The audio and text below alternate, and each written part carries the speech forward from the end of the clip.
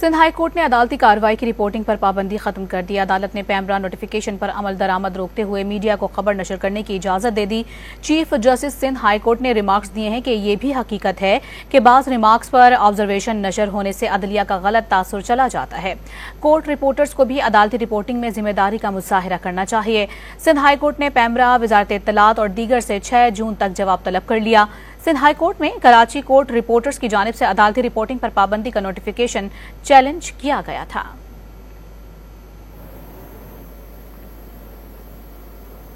Sindh high court ने अदालती कार्रवाई की रिपोर्टिंग पर पाबंदी खत्म कर दी। अदालत ने पैमरा नोटिफिकेशन पर अमल दरामद रोकते हुए मीडिया को खबर नशर करने की इजाजत दे दी।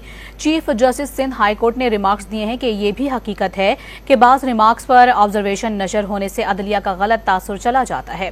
कोर्ट रिपोर्टर्स को भी अदालती रिपोर्टिंग में जिम्मेदारी का मुजाहिरा करना चाहिए। सिंध हाई कोर्ट ने पैमरा, वजारत इत्तलात और दीगर से 6 जून तक जवाब तलब कर लिया। सिंध हाई कोर्ट में कराची कोर्ट रिपोर्टर्स की जानिब से अदालती रिपोर्टिंग पर पाबंदी का नोटिफिकेशन चैलेंज किया गया था।